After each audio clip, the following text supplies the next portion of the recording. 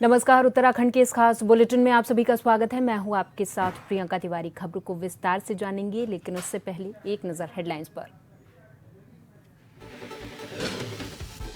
उत्तराखंड सरकार का मिशन रोजगार देहरादून में नियुक्ति पत्र वितरण कार्यक्रम। दिल्ली से सीएम पुष्कर सिंह धामी ने वर्चुअल की शिरकत।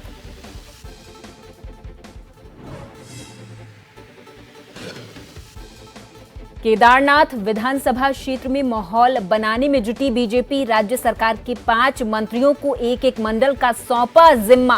जनता दरबार लगाने के निर्देश। वन नेशन वन इलेक्शन पर सियासत। पूर्व मुख्यमंत्री हरीश रावत ने ली चुटकी। बोले, प्रधानमंत्री सिर्फ गरजते हैं, बरसते नहीं।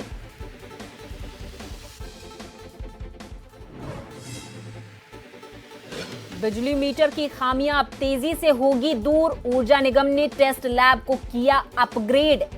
NABL से पहली सर्टिफाइड प्रयोगशाला। और उत्तराखंड में धीमा पड़ा बारिश का जोर। 25 सितंबर तक हो सकती है मानसून की विदाई।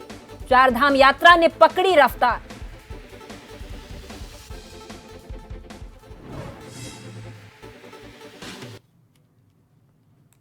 और अब खबरों को जानेंगे विस्तार से। मुख्यमंत्री पुष्कर सिंह धामी ने देहरादून में आयोजित नियुक्ति पत्र वितरण कार्यक्रम में दिल्ली से वर्चुअली शिरकत की है। शुक्रवार को देहरादून में उत्तराखंड सम्मिलित राज्य अवर अभियंता सेवा परीक्षा 2023 के तहत विभिन्न विभागों के लिए सीधी भर्ती से चयनित 1094 कनिष्ठ अभियंताओं को सामूहिक रूप से नियुक्ति पत्र वितरित किए गए हैं।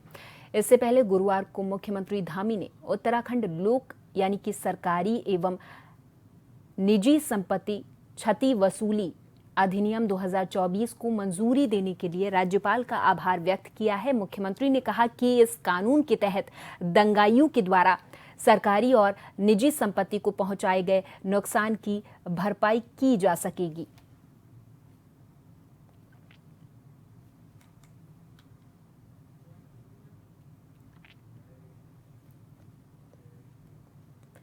उत्तराखंड विधानसभा की केदारनाथ सीट पर उपचुनाव होने हैं। अभी तक तारीखों का ऐलान नहीं हुआ है, लेकिन सत्ताधारी दल भाजपा ने अपनी पूरी ताकत झोंक दी है। पार्टी ने राज्य सरकार के 5 मंत्रियों को केदारनाथ विधानसभा क्षेत्र के एक एक मंडल का जिम्मा सौंप दिया है।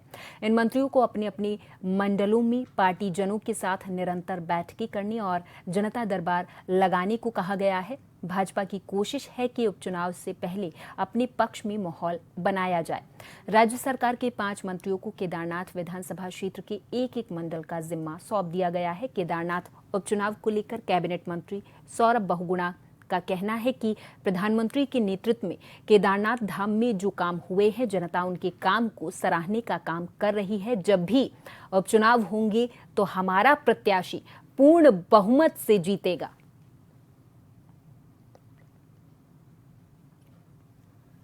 काशी मंडल की जिम्मेदारी मिली है। मेरे अंदर 50 बूथ हैं, 13 शक्ति केंद्र हैं और मैं 3 दिन के दौरे पे वहाँ पे गया था। लोगों से मिला भी हूँ। हमने जनप्रतिनिधियों के साथ भी बैठक करी है, वहाँ पे महिला समूहों के साथ भी बैठक करी है और अब अच्छा रुझान है। लोगों ने जो स्वर्गीय शैला रानी रावत जी ने अपने 2.5 साल में वहाँ पे कार्य किए हैं, जो पुष्कर सिंह धामी जी के नेतृत्व में रुद्रप्रयाग में और उत्तराखंड में काम हुए, और सबसे बड़ी बात जो माननीय प्रधानमंत्री जी ने केदारनाथ धाम के लिए लगातार पिछले 10 सालों में जो उन्होंने अपना योगदान दिया है, जो उन्होंने कायाकल्प करने में मदद करी है, लोग उसको मानते हैं, सराहते हैं। और मुझे कहीं ना कहीं पूर्ण उम्मीद है कि जब भी ये बाई इलेक्शन घोषित होगा, हमारा जो भी कैंडिडेट होगा वो बहुत स्पष्ट बहुमत से रुद्रप्रयाग चुनाव जीतेगा। हरियाणा और जम्मू कश्मीर विधानसभा चुनाव के शोर के बीच देश में वन नेशन वन इलेक्शन पर चर्चा जोरों पर है। प्रधानमंत्री मोदी ने कई बार अपने भाषणों में वन नेशन वन इलेक्शन की बात की, लेकिन इस मुद्दे पर विपक्ष के नेताओं की अलग अलग प्रतिक्रियाएं देखने को मिल रही हैं।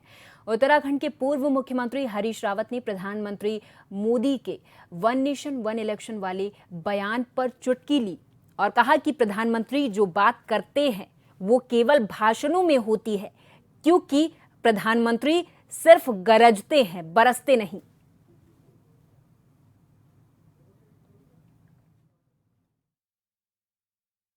भारत जैसे देश में ये संभव नहीं है।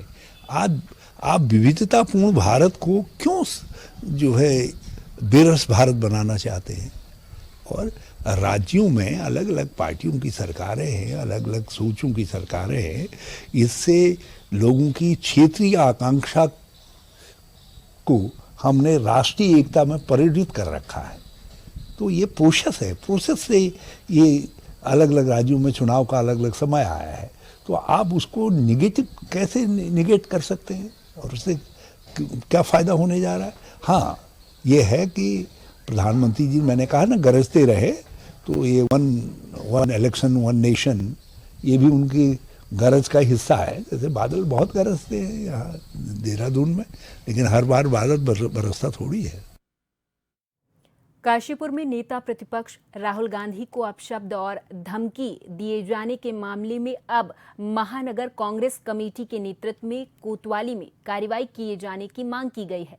बता दें कि महानगर कांग्रेस अध्यक्ष मुशर्रफ हुसैन के नेतृत्व में काशीपुर कोतवाली में बड़ी संख्या में पहुंचे कांग्रेस कार्यकर्ताओं ने घटनाओं की ओर से आपका ध्यान आकर्षित किया है। बता दें आपको कि भाजपा नेता तरविंदर सिंह मारवाह 11 सितंबर 2024 को तरविंदर मारवाह ने भाजपा के एक कार्यक्रम में विपक्ष के नेता राहुल गांधी को खुलेआम हत्या की धमकी दी थी। इससे दुर्भाग्य का विषय नहीं होगा जब एक मजबूत विपक्ष के साथ जिस प्रकार का व्यवहार भारतीय जनता पार्टी कर रही है और जिस प्रकार से हमारे नेताओं की खुले आम मंचों के माध्यम से, माइक के माध्यम से अपने भाषणों में जीभ काटने का काम, गर्दन काट के लाने के लिए पैसों का अनाउंस किया जा रहा है, और ऐसे में प्रधानमंत्री मोदी और उनकी पूरी की पूरी कैबिनेट चुप बैठी हुई है, अपने नेताओं के ऊपर किसी प्रकार का कोई एक्शन नहीं ले रही है। इससे बड़ा दुर्भाग्य नहीं हो सकता।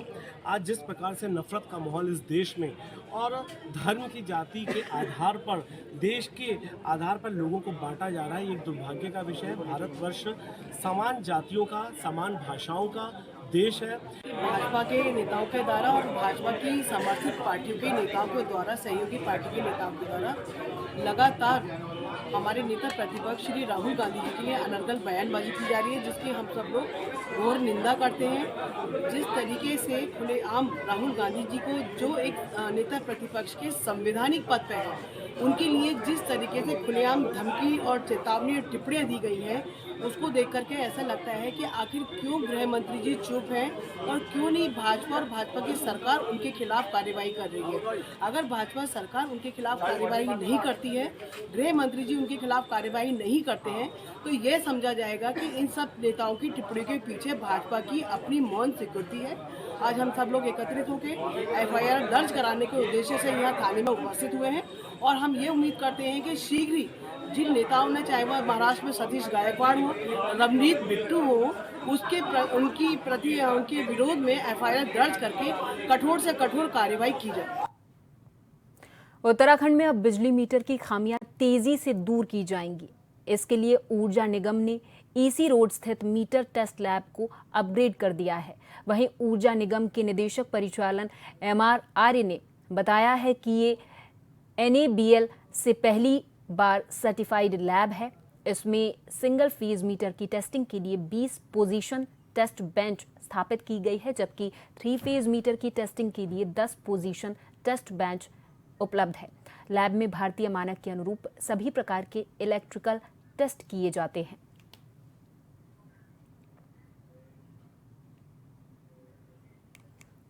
उत्तराखंड खेल विभाग लगातार नेशनल गेम्स की तैयारी को लेकर समीक्षा कर रहा है। खेल निदेशालय में खेल मंत्री रेखा आर्य ने खेल विभाग की समीक्षा की है और इस दौरान उन्होंने हल्द्वानी गोलापार में बन रही स्टेट स्पोर्ट्स यूनिवर्सिटी के अलावा आगामी नेशनल गेम्स को लेकर की जा रही तैयारी के संबंध में भी विभागीय अधिकारियों से चर्चा की है।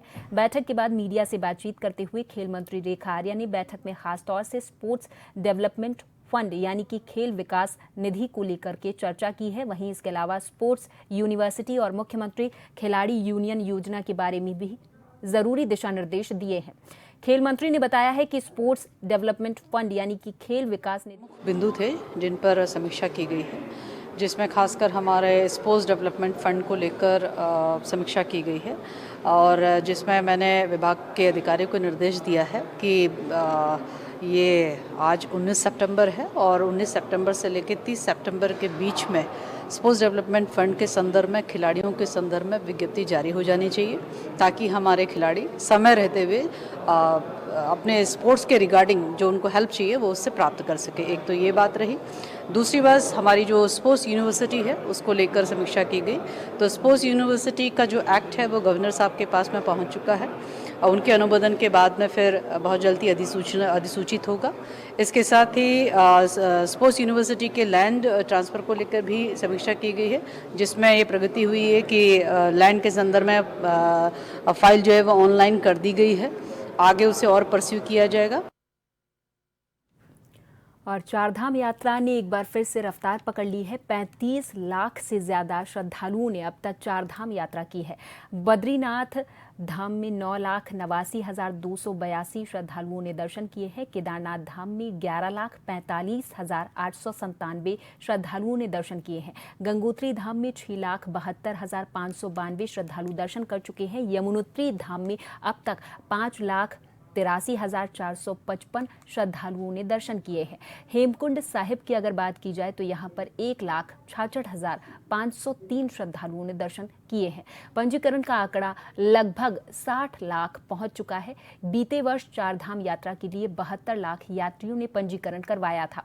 2023 की बात करें तो 56 लाख यात्रियों ने दर्शन किए थे।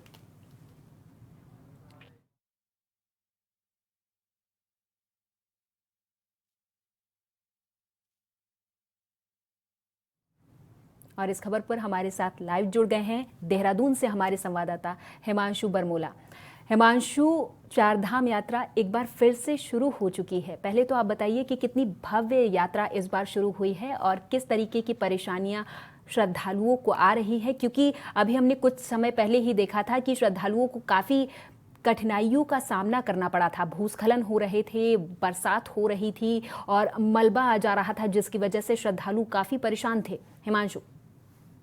निश्चित रूप से प्रियंका, आपको बताना चाहता हूं कि उत्तराखंड में चारधाम यात्रा ने एक बार फिर से जो है रफ्तार पकड़ ली है, क्योंकि बीच में जो मानसूनी सीजन था यानी कि अगस्त और सितंबर के महीने में इसमें जो यात्रा है वो धीमी पड़ चुकी थी। हालांकि अगर आंकड़ों पर गौर किया जाए तो बद्रीनाथ में तकरीबन 9.5 लाख से अधिक जो श्रद्धालु हैं उन्होंने दर्शन कर लिए हैं। केदारनाथ में सबसे अधिक 11.5 लाख से अधिक श्रद्धालुओं ने दर्शन किया। और इसके साथ ही साथ गंगोत्री की बात कर ली जाए तो गंगोत्री में 6.5 लाख से अधिक और यमुनोत्री की बात की जाए तो 5.5 लाख से अधिक जो श्रद्धालु हैं वो दर्शन कर चुके हैं। वहीं अगर बात कर ली जाए जो सिखों का सबसे पवित्र तीर्थ स्थल कहा जाता है जिसे, और उत्तराखंड में 5वें धाम के रूप में जिसे देखा जाता है हेमकुंड साहिब में, तो उसका भी आंकड़ा 1.5 लाख के पार हो चुका है।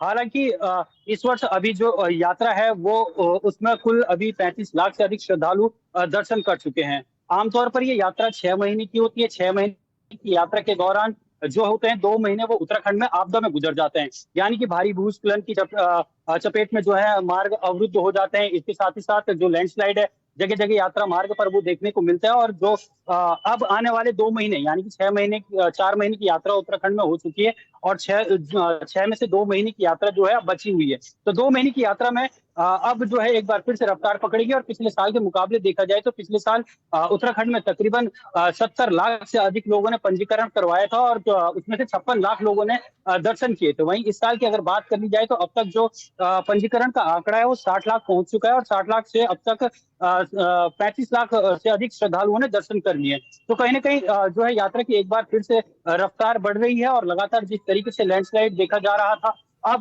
क्योंकि बारिश का दौर जो है मानसून की विदाई, उत्तराखंड में मौसम का पूर्वानुमान जारी किया है कि 25 सितंबर के बाद जो है मानसून की उत्तराखंड से विदाई हो जाएगी और एक बार फिर यात्रा रफ्तार पकड़ेगी। और इसके साथ ही साथ क्योंकि जिस तरीके से लैंडस्लाइड उत्तराखंड में लगातार हुए, मार्ग अवरुद्ध हुए, इसको देखते हुए मुख्यमंत्री पुष्कर सिंह धामी ने जितने भी अधिकारी हैं उन सबको तलब किया हुआ है। कहीं ना कहीं सीएम धामी सख्त निर्देश देते हुए नजर भी आए और साफ तौर पर उन्होंने कहा था कि जल्द से जल्द जो मार्ग है उनको सुचारू कर लिया जाए। हालांकि चारधाम यात्रा मार्ग की अगर हम बात कर ले तो सभी मार्ग सुचारू रूप से चल रहे हैं, लेकिन जो सबसे बड़ी परेशानी का सामना करना पड़ रहा है वो बद्रीनाथ नेशनल हाईवे पर करना पड़ रहा है, जो बार बार कई जगह पर बाधित हो रहा है। अगर कल की ही बात करें तो कल रात भी बाधित हुआ। हालांकि रात को 10 बजे से और सुबह 5 बजे तक या जो मार्ग है उसे खोलने का कार्य किया गया। और बाकी जो बद्रीनाथ नेशनल हाईवे की हम बात कर रहे हैं तो जो ब्रांच सड़कें हैं उस सड़क के माध्यम से यात्रियों को जोशीमठ तक भेजा जा रहा है, या अन्य जो जहां पर भी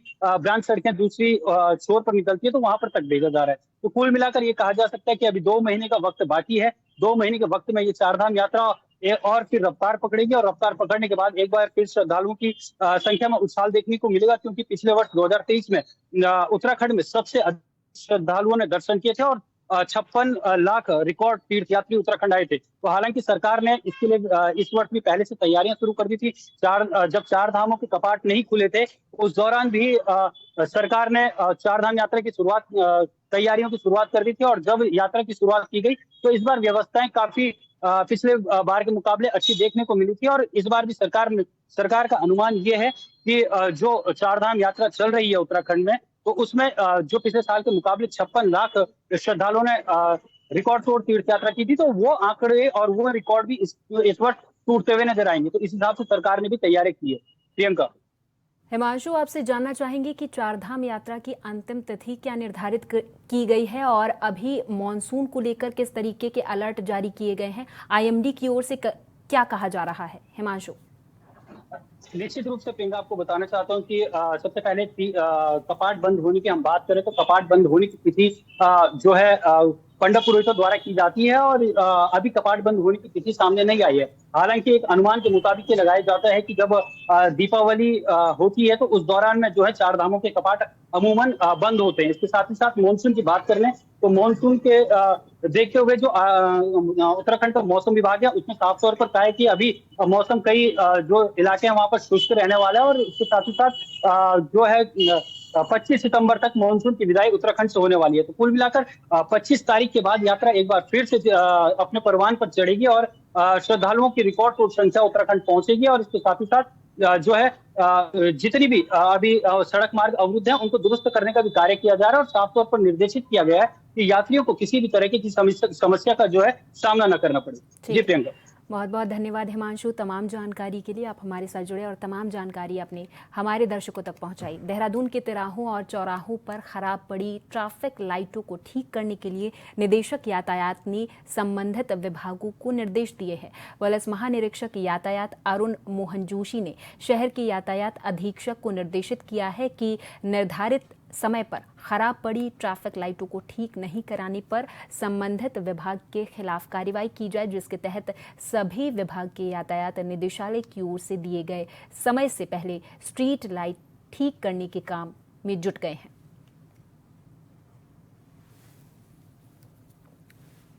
जहाँ पर भी ट्रैफिक लाइट्स काम नहीं कर रही हैं तो उसके लिए जिस भी डिपार्टमेंट को वो जिम्मेदारी सौंपी गई है, क्योंकि अलग अलग जगह डिपार्टमेंट्स जो हैं वो काम कर रहे हैं इसको लेकर के।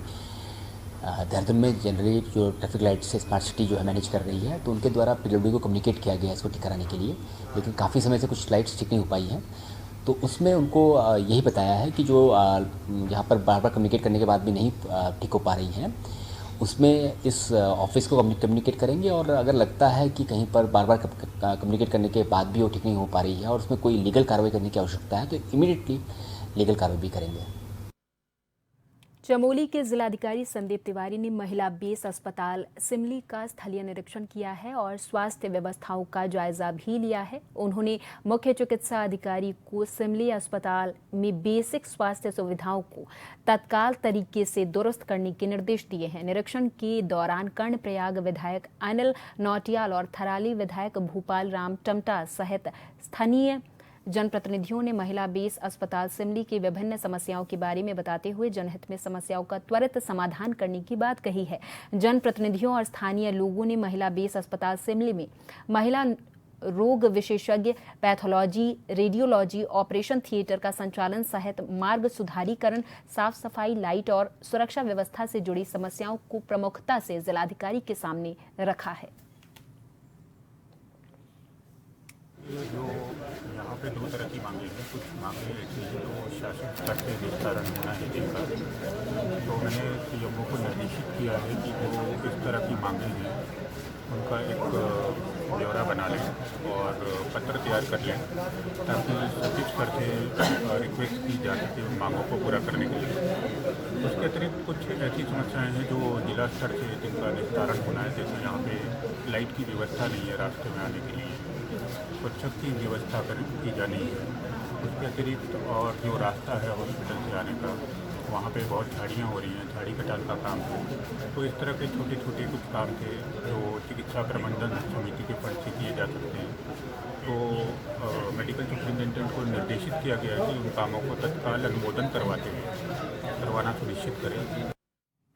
इधर राज्य में भारी बारिश के कारण पहाड़ों में करीब 400 से ज्यादा सड़कें बंद पड़ी हैं, लेकिन आपदा विभाग और पीडब्ल्यूडी विभाग के द्वारा मुख्यमंत्री पुष्कर सिंह धामी के निर्देश पर बंद सड़कों को लगातार खोलने का प्रयास जारी है। अभी तक करीब 300 से ज्यादा बंद पड़ी सड़कों को खोल दिया गया है। वहीं अभी भी करीब 137 सड़कें बंद हैं, जिनको खोलने का प्रयास लगातार जारी है। आपदा सचिव विनोद कुमार सुमन ने कहा है कि बंद पड़ी 137 सड़कों को भी 2 से 3 दिनों के अंदर खोल दिया जाएगा। काफ़ी ज़्यादा सड़कें इसमें खोल दी गई हैं। लगभग 480 के आसपास सड़कें बंद थीं और लगभग 350 के आसपास सड़कें खोल दी गई हैं। कल रात को 137 सड़कें बंद रहीं केवल।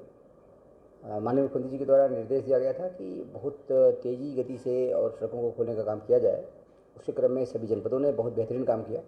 पीडब्ल्यूडी ने, पीएमजीएसवाई ने बेहतरीन काम किया और 350 से ज़्यादा सड़कों को पिछले 5 दिन में खोला गया है। जो सड़कें नहीं खोली गई हैं उसके लिए सभी जिलाधिकारियों से टच में हम लोग हैं। जो सड़कें नहीं खुल पाई हैं उसमें कुछ ज़्यादा लॉस हुआ है, इसलिए टाइम लग रहा है। हमारा प्रयास है कि अगले 3-4 दिन में मैक्सिमम सड़कें खोल दी जाएं। तो जो सड़कें नहीं खुल पाएंगी उनके लिए फिर रणनीति बनाने की आवश्यकता होगी और 25 तारीख के आसपास हम माननीय मुख्यमंत्री जी को रिपोर्ट सौंपेंगे इसके बारे में। राज्य में हुई भारी बारिश के कारण राज्य में करीब 400 के अंदर सड़कें बंद हैं। इसको लेकर आपदा विभाग के द्वारा 300 से ज्यादा सड़कें खोलने का दावा किया जा रहा है। इधर कांग्रेस के प्रदेश उपाध्यक्ष मथुरा दत्त जोशी ने कहा है कि सरकार और विभाग के द्वारा जो भी सड़क को लेकर दावे किए जा रहे हैं उसमें कुछ भी सच्चाई नहीं। अभी भी प्रदेश में करीब 400 से ज्यादा सड़कें बंद पड़ी हैं। वहीं आपदा सचिव विनोद कुमार सुमन ने कहा है कि आज के समय में उत्तराखंड में मात्र 137 सड़कें बंद हैं और उन्होंने कहा कि वो जो भी बात बोल रहे हैं वो पूरे तथ्यों और सबूत के साथ बोल रहे हैं।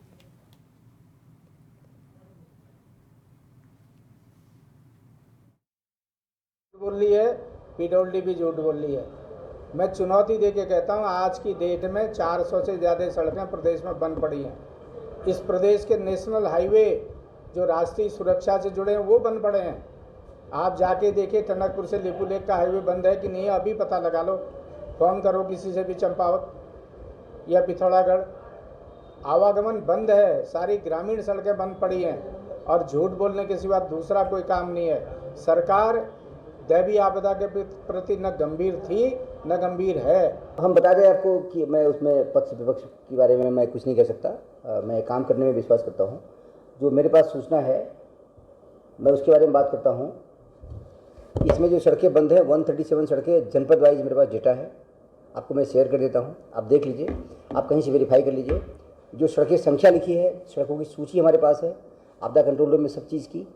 मैं हवा में बात नहीं कर रहा हूँ, मैं जो कुछ कर रहा हूँ डेटा की बात कर रहा हूँ। 480 सड़कें बंद थीं, 14 तारीख की बात है। इसमें हमें कोई कहने में कोई गुरेज नहीं है, बट आज की डेट में केवल और केवल 137 सड़कें बंद हैं। और चलते चलते एक बार फिर नजर हेडलाइंस पर। उत्तराखंड सरकार का मिशन रोजगार, देहरादून में नियुक्ति पत्र वितरण कार्यक्रम। दिल्ली से सीएम पुष्कर सिंह धामी ने वर्चुअली की शिरकत।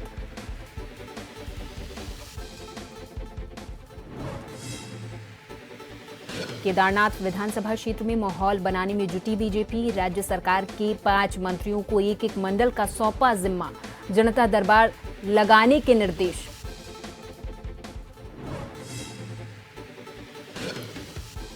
वन नेशन वन इलेक्शन पर सियासत। पूर्व मुख्यमंत्री हरीश रावत ने ली चुटकी, बोले प्रधानमंत्री सिर्फ गरजते हैं, बरसते नहीं।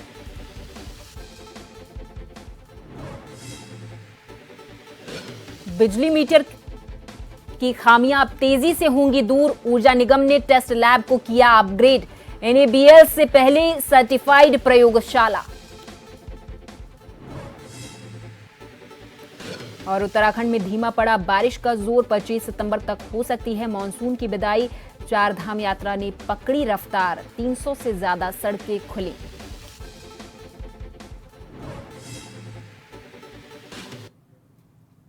इसी के साथ इस बुलेटिन में फिलहाल के लिए मेरे साथ बस इतना ही। आप देखते रहें जन टीवी। नमस्कार।